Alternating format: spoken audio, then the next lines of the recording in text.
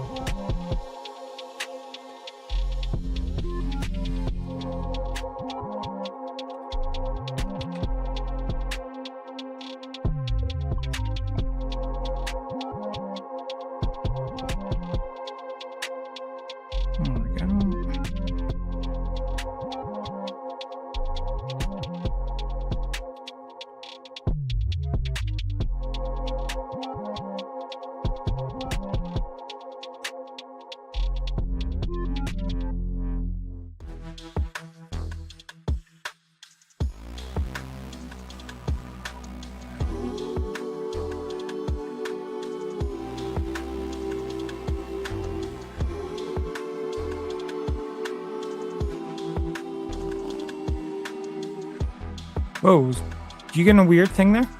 Yeah. Okay.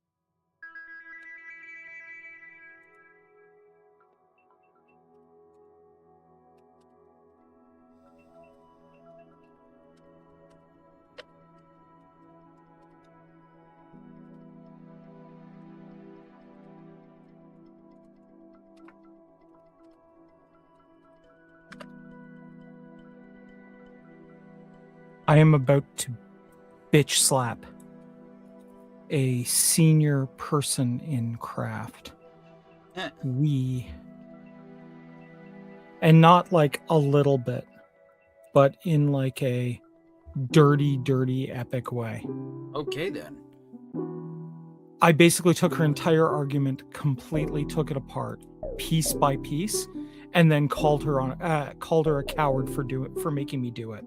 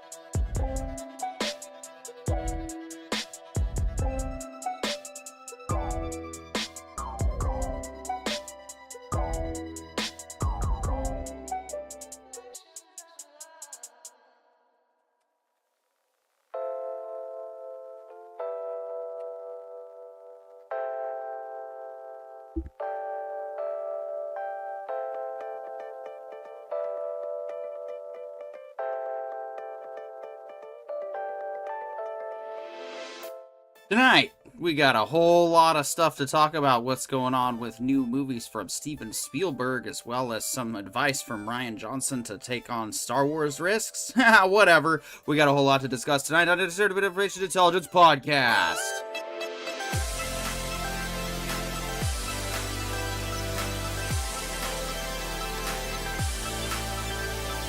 Yeah.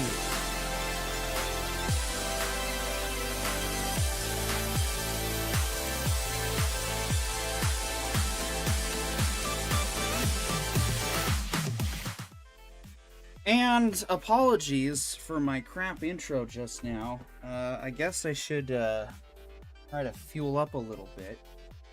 Corio, why don't you start us off? What's going on? Well, it's been a hell of a week with some very sad news, some very interesting developments, and generally some interesting noise coming out of Hollywood. Add to it that one of the major video game conferences of the year has been wrapping up. So we're getting all kinds of trailers for new games and new concepts that are coming out of the world of gaming. We don't have all of that fully put together for you this week, but with any luck, we're going to be able to go through a full list of some of the very interesting developments over the next week or so. I'm compiling all of that right now. I'm putting together kind of a gaming intelligence packet for next week. Awesome. Yeah, next week we'll probably we don't have a live schedule record. We have our live schedule scheduled for the off to be off that week, but I'm honestly contemplating a live pre-recording, or maybe we will just do it again. I don't know yet. We'll figure that out when we get there. Until such time, though, we've got to get right into the news. Yes, I know we don't normally come on for another couple of hours, but tonight's got to be just a little bit extra special. All right, I think we mentioned it either a week ago or a couple weeks ago. Steven Spielberg's top secret UFO movie now has a trailer. Universal has revealed the first look at Disclosure Day, the iconic director's first new movie since 2022's Fabelmans. Well, see if the Spielberg name still holds any juice. Oh, are we going to go for it? All right. If you found out we weren't alone, if someone showed you, proved it to you, would that frighten you? Good morning, Kansas City. Let's take a look at today. Let's today is today's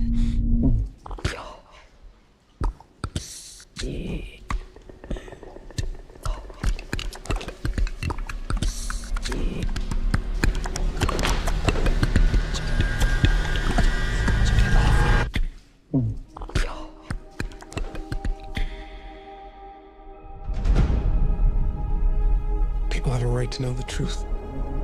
It belongs to 7 billion people. What is it? You wouldn't believe me if I told you. So I want to work in that office. I want our studio. What are you gonna do? Full disclosure to the whole world. All at once.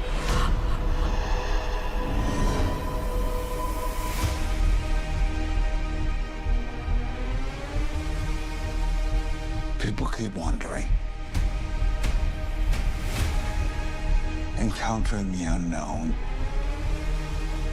They're coming! They're coming! They are starved for the truth. Do you think there could be others? Why would he make such a vast universe? Yet save it only for us?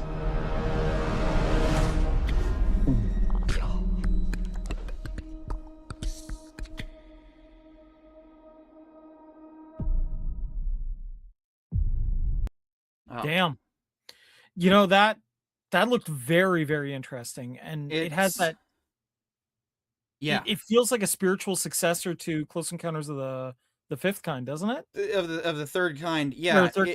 It does feel like that, and yet it doesn't. It still has kind of a potential horror element there. Like I was getting some War of the Worlds vibes, but it also kind of feels like like not necessarily being boring. No. Yeah, so it's I don't know. can't wait to dig into this one. I think this should be an interesting Disclosure Day stars Emily Blunt O'Connor. Blunt. Yeah. Coleman Domingo, Colin Firth, Wyatt Russell and Eve Hewson. The project also reunites filmmaker with screenwriter David Coop. Jurassic Park, War of the Worlds. Oh, well. Yeah. There it is. There's your War of the Worlds, man. Hey, Yeah, good catch. in the writing. During an interview with The Hollywood Reporter, we asked Coop if the new film takes place in the same cinematic universe as the events in Close Encounters, to which he replied, like I'm going to answer that. Sorry, Woodward, you're trying to trick me into confirming something that I don't want to confirm. You may have, but... both of us, I think, are batting 1,000 here, man. Yeah, I mean, that's yeah. Film's announcement has kicked up conspiracy theories online, especially given that Spielberg works have long been seen by some in the UFO believer community as evidence that humanity is being gradually, very gradually it seems, prepared for the U.S. government to disclose secrets about alien life. Maybe. I mean, I don't necessarily buy that. I think he's reading more the cultural zeitgeist and responding to it. Right? If I had to guess, I would say Spielberg is kind of a believer in this, and as he's seeing more stuff, writing movies based on what he's learning, right? Yeah. That being said, this looks like a fun ride, man. Like, did you catch the people kind of puppeteering her? It seemed like it definitely has a lot of what is going on, and what is this film going to be, and yeah, does it take place in the Close Encounters universe? Well, we won't know until we actually see it, and I don't know about you, bro. I'm reserving my tickets. I'm definitely intrigued. Oh yeah, I definitely want to get a seat at one of those nice lounge recliner. Recliner, nice. Recliner, hell yeah. Yeah. Recliner. No, we're talking about the federal government. Anyway, yeah. All right. Beauty and the Beast live action villain spin-off Gaston in the works at Disney. Yeah, so to me, this certainly okay.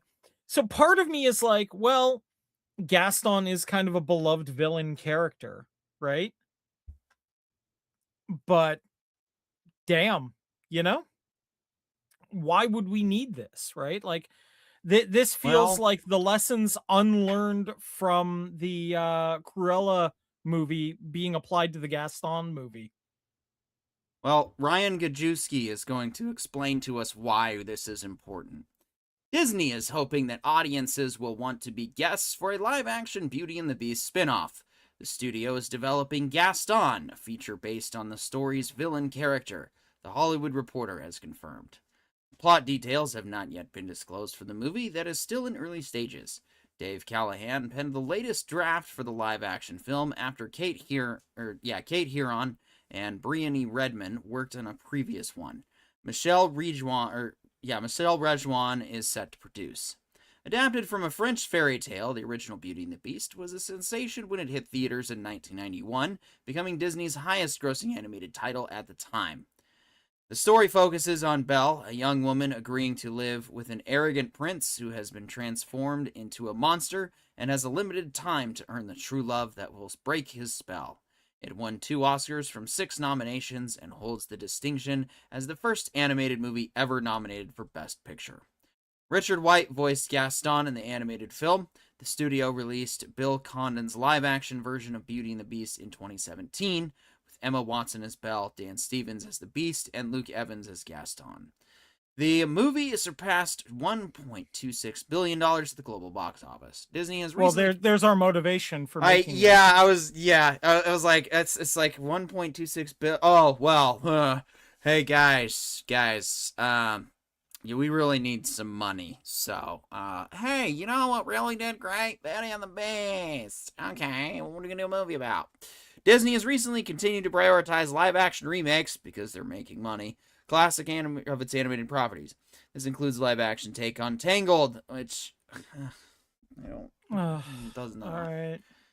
After THR reported in April that the film's progress had been paused in light of Rachel Zegler and Gal Gadot's live-action Snow White underperforming at the box office. Well, yeah, because it sucked. Since then, Disney had a massive hit with the live-action remake of Lilo and Stitch, while Barry Jenkins' prequel movie Mufasa: The Lion King also had a strong showing when it debuted late last year. Studio has had success over the years with live-action spin-offs focusing on villains from its animated movies. Right, this includes 2014's Angelina Jolie-led Maleficent, highlighting the antagonist from Sleeping Beauty, and Emma Stone starring in 2021's Cruella as the villainous Cruella de Vil from the 101 Dalmatians franchise. Deadline was first to report on the project. Oh, look at you guys giving Deadline credit. So, I think it's clear why this is being made. Money, money, money! Yeah. This is a cash grab. It absolutely. And I mean, it might work. Sorry, I was way more interested in the Spielberg thing. Yeah, me too. Yeah. So, but in the comments would like to say if you're excited for a live-action Gaston movie and why, please say so we can make fun of you. No, I'm just kidding. We'll seriously, I'd love to hear. I'd actually love to hear a good.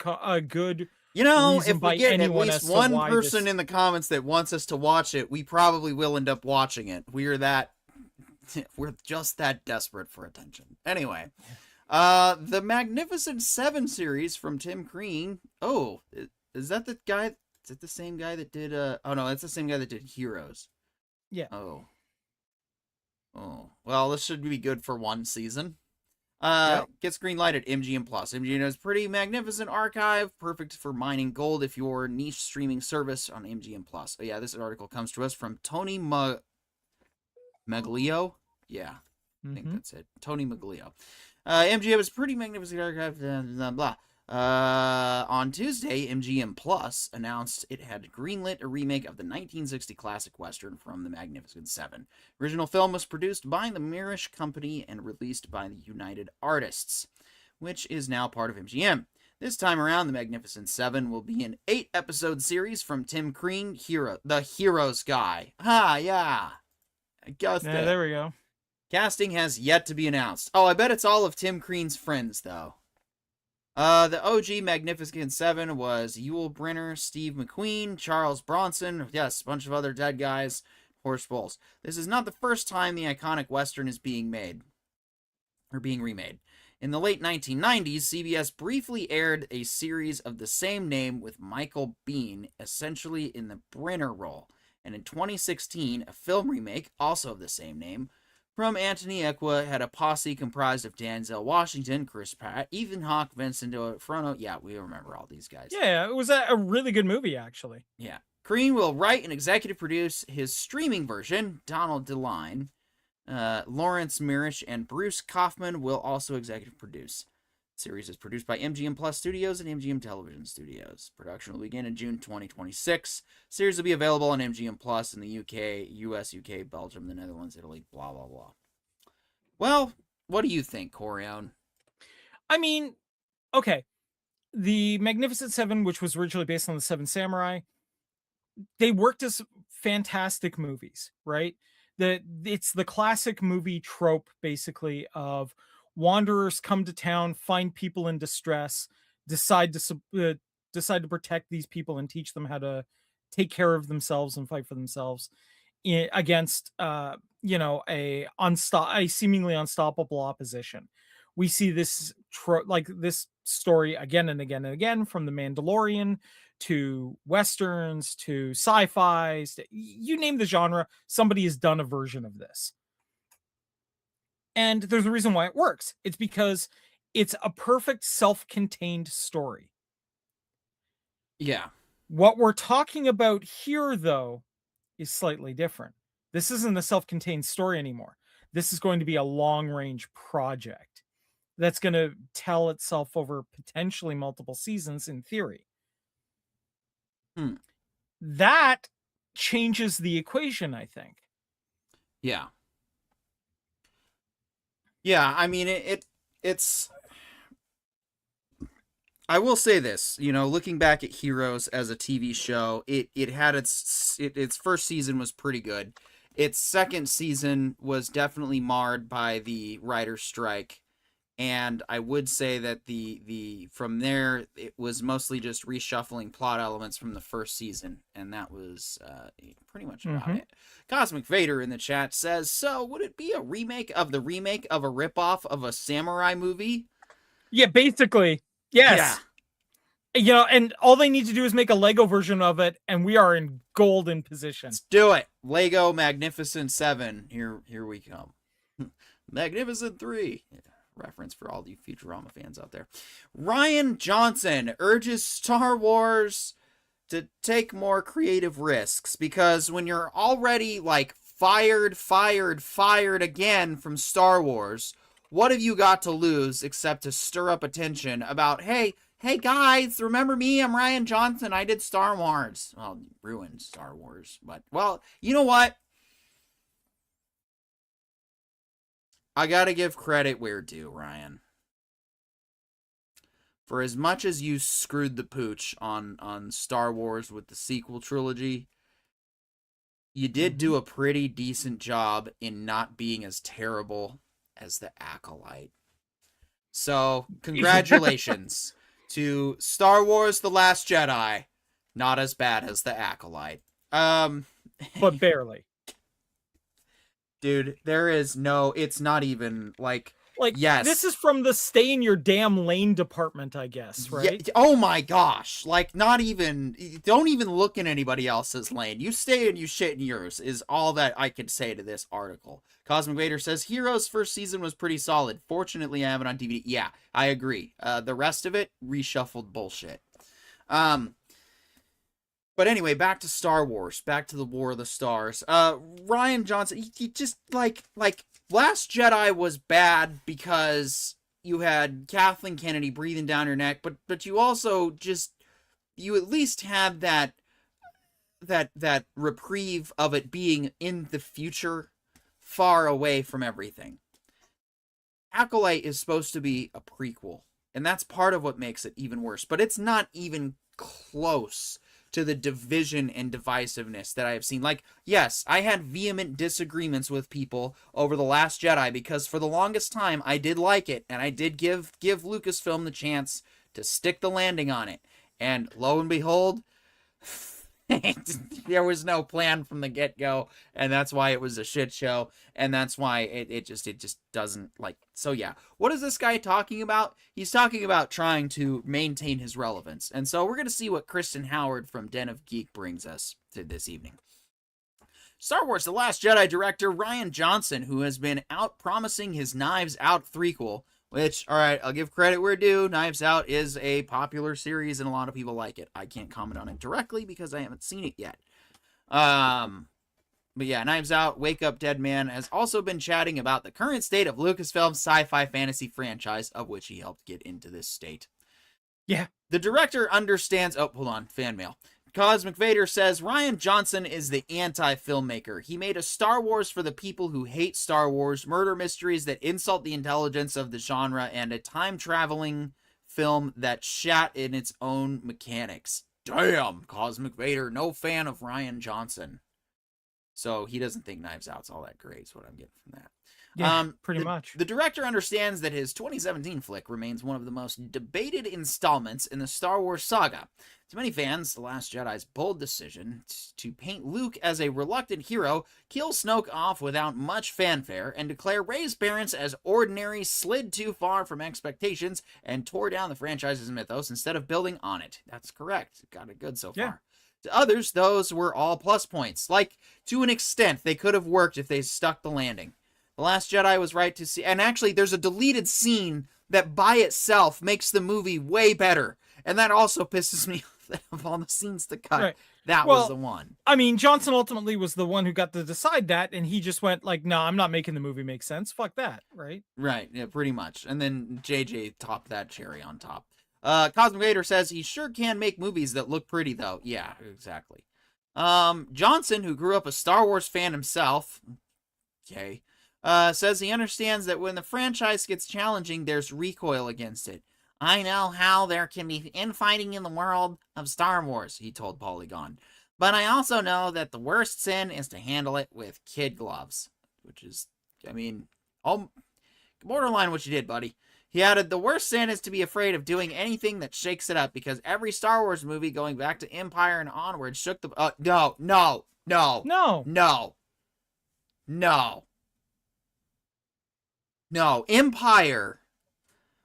Empire built on what was established, and That's it. you can watch Empire Strikes Back as a standalone film. It doesn't rely heavily on context.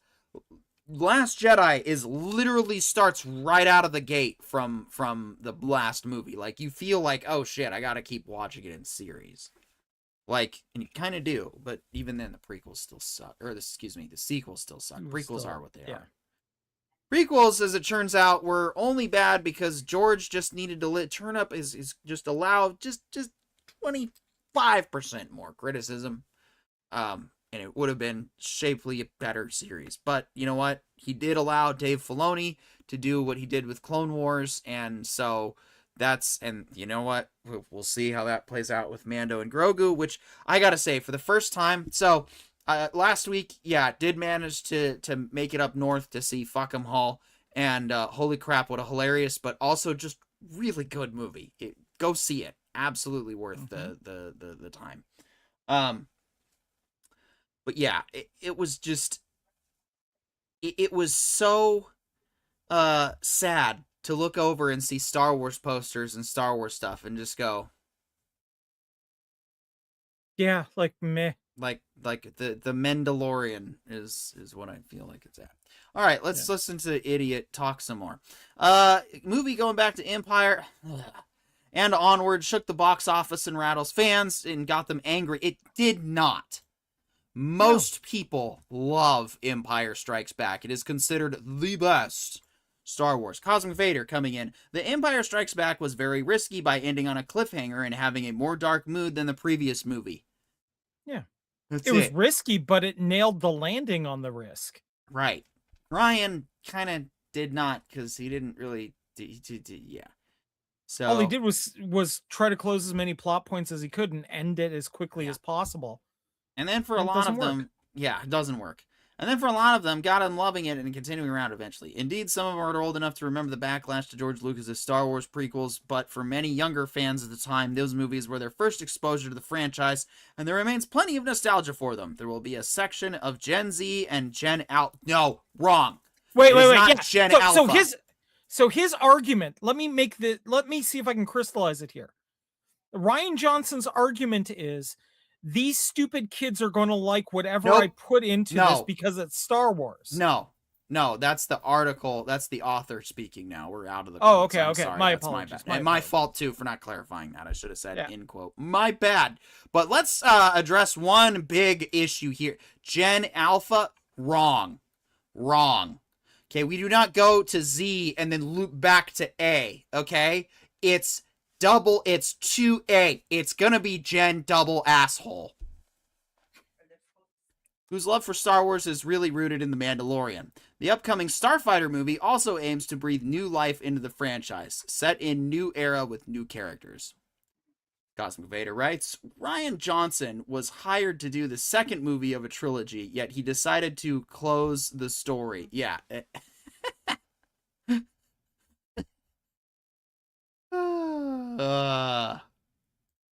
What a time to be a Star Wars fan. Not really. Star Trek was doing just slightly better. Although now we got...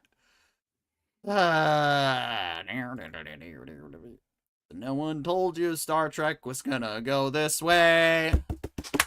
The fact that we both went there, dude. Yeah. For everyone who's watching at home, that was completely unscripted. That was exactly, no, that was all, that was on the fly. All right. Let's see. All right, we got to power through these, and then it's probably going to be it. All right, it sounds like Marvel is cooking up something big for Avengers Doomsday trailer release. Oh boy, Doom is coming in the Marvel Cinematic Universe, but how it will come is still something of a mystery, and Avengers Doomsday directors Joe and Anthony Russo aren't helping things. The duo posted a strange image on their Instagram. The hashtag Avengers Doomsday, blurry black white, appears the V-center. It's... Again, Mandalorian vibes. Mm-hmm. I'm just not excited for Avengers either, so yeah. Yay. Speaking of stuff I'm no longer excited for, James Gunn addresses irritating Superman 2 rumor. Oh, what? That it's going to be a Superman movie, James? James Gunn can't sit online all day and debunk rumors about, he could, but he just doesn't want to, about what it is and isn't going to happen in his rebooted DC universe, but it seems some chatter is just too annoying to let slide. Recently, there have been unofficial reports that Brainiac will be the main villain of Gunn's Superman follow-up, Man of Tomorrow. Which would be all right. I mean, Brainiac is a classic Superman villain. Yeah, it's just another Justice League movie. There have also, because the first movie wasn't a Superman movie, it was a Justice League movie, there have also been plenty of casting rumors about who might play him, with anyone from Matt Smith to Sam Rockwell on Gunn's posts. All right, well, we're just going to skip to Gunn's quote. Oh boy, he posted on Threads. Let's forget the moment that I've never said Brainiac was in the movie. I freaking love at Dave Boasta, and I have many ideas for who he could play in the DCU, but he and I have never discussed a role in Man of Tomorrow, nor have we discussed it amongst ourselves at DC. In addition, truly none of the names from the 6, 7 I've even seen rumored for a role have auditioned or been discussed at all. Oh, okay. Gunn's basically coming out and saying, like, look, I don't have definitive decisions made in this regard, so everybody chill out. Yeah. Which is a reasonable place to be at. Turning back now to The Hollywood Reporter, this one comes to us from Brian Davids. Pluribus writer, producer Jen Carroll breaks down Rhea Seehorn's fateful choice. Or, yeah, Reed. Or is that pronounced Ray? It's probably pronounced Ray, idiot. Yeah, probably. In the harrowing series premiere of Vince Gilligan's Pluribus, you might have caught the name Jen being screamed 14 times during the laboratory outbreak of an extraterrestrial virus. Karen Sony's Dr. Desfonde futilely tried to save his doctor colleague Jen after an infected mouse bit her exposed hands, kickstarting a most unusual apocalypse. The name inspiration behind Blair Breakin's donut-licking patient Zero belongs to writer, co-executive producer Jen Carroll, one of Gilligan's most trusted collaborators since Breaking Bad.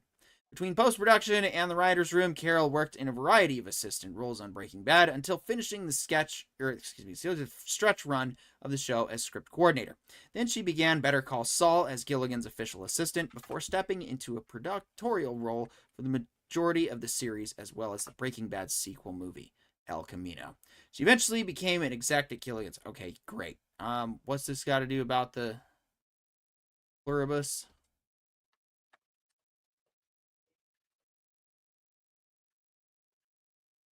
Oh, geez. This is a big one.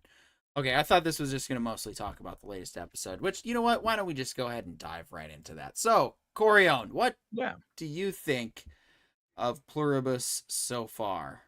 I mean, so far, I've been enjoying it. It's been... I haven't had a chance to see the latest episode yet. I was going to watch it today, but things went sideways on me. But I've been enjoying the series overall, right?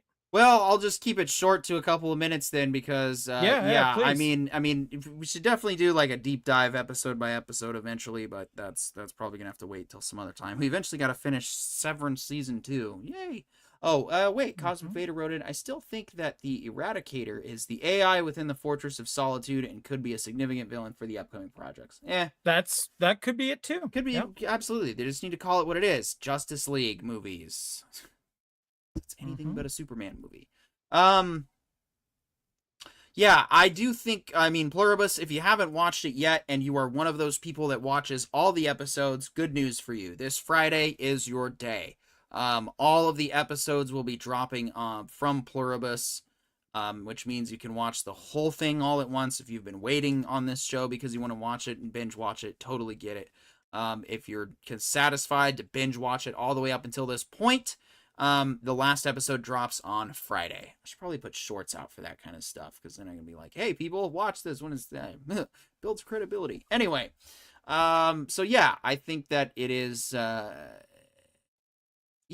still an incredible show. I did like how they kind of soft, people thought, oh yeah, it's Soylent Green. No, that was about 16% correct.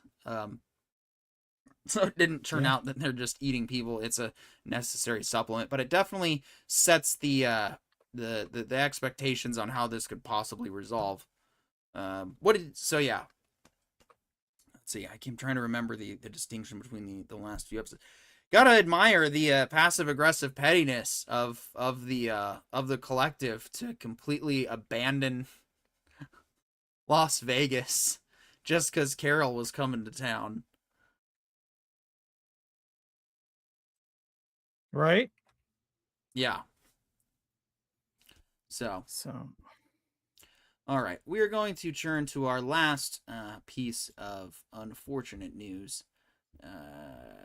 yeah. For those who, well, you probably already know, because if you're on the internet like us, then you definitely heard as it was breaking that Rob Reiner was unfortunately killed, it seems, by his son, him and his wife, in their Hollywood home. Rob Reiner is known for a lot of different things. Most notably for me, I will mention, of course, Spinal Tap and The Princess Bride being a couple of movies that definitely stick out in my personal cultural zeitgeist. What I will also point out, too, of course, is that a lot of people fundamentally and politically didn't necessarily agree with Mr. Reiner on certain things. And he was definitely outspoken about his own beliefs on things. But one thing for certain that definitely stood out was when Charlie Kirk was assassinated, he was actually one of the sane voices of reason, saying how horrifying it is for that to happen. While he didn't agree with Charlie Kirk fundamentally, he doesn't agree with political murder and assassination. And even noted, and how great was it that Erica Kirk came out and talked about how sad she was to hear that Mr. Reiner died too. Like that, I've heard that's what she said. I've got to confirm that again. I can't really confirm that for sure just yet, but Fair. I can say that for what Mr. Reiner did say, with regards to Erica's resolve in forgiving Charlie's murder, was that Reiner praised that action and even admitted that, well, while he is himself was Jewish, he still believed in the teachings of Jesus, and so that forgiveness is a huge thing. And so at the end of the day, we are our actions. We are the people that we choose to be. We are the way that we treat other people around us, whether we love or hate them. It's our choice in the moment to decide how we want to be. And while I think that a lot of people get their opinions confused with reality, and while a lot of people get passionate about things that are important, but also what's just as equally important in the end as well, how we treat death is just as important as how we treat life. And in the end, Mr. Reiner was not one to he valued life at the end of the day, and didn't deserve what happened, and neither did his wife, and that's a horrible thing to.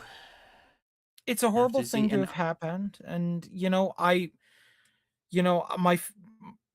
honestly, my heart goes out to family and friends of the Reiners, and I know this is going to be a very challenging time for them, and I would just hope that everyone does what they can to support and respect their family in what is absolutely a very trying time.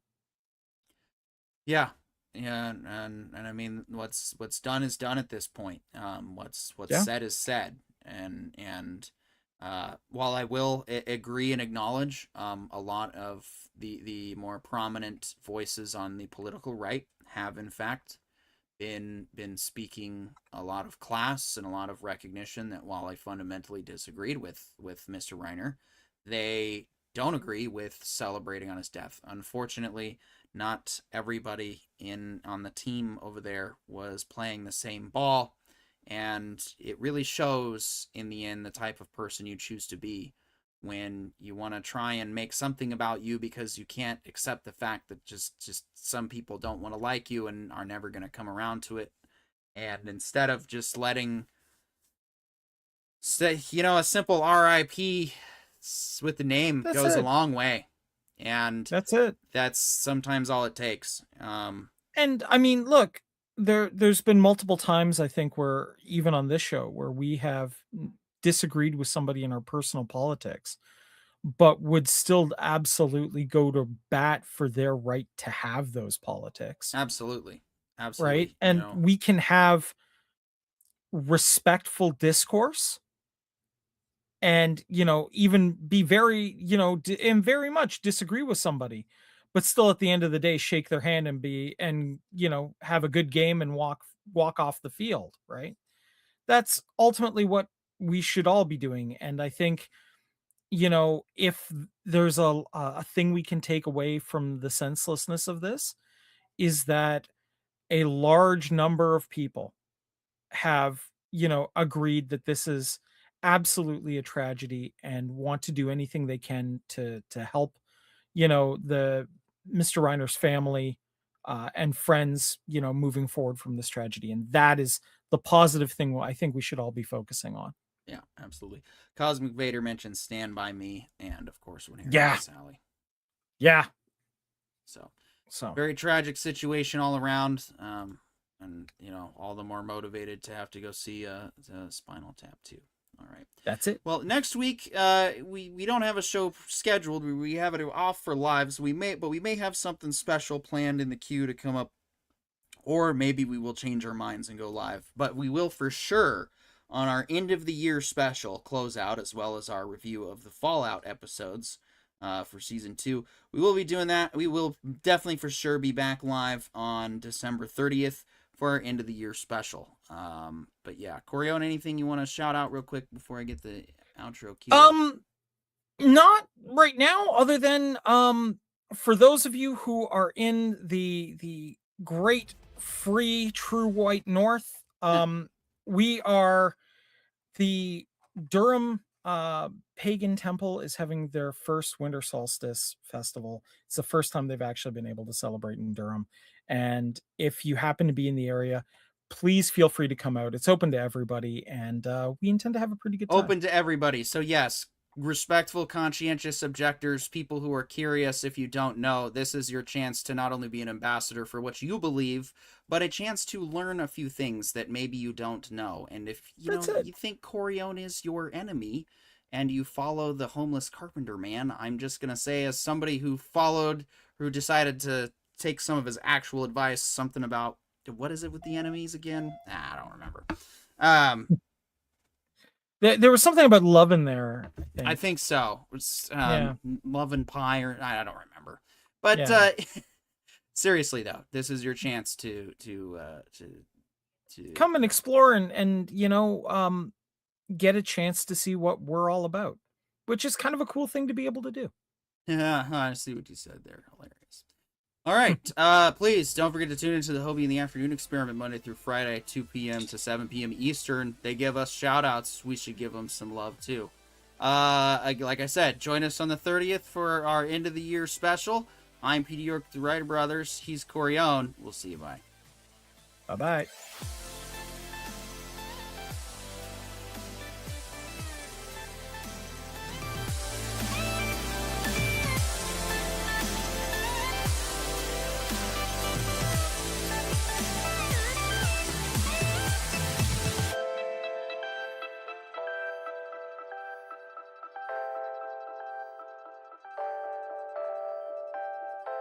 This has been the Entertainment Information Intelligence Podcast from the Writer Brothers. The Writer Brothers, restoring respect in the discourse. Good night. Mm-hmm.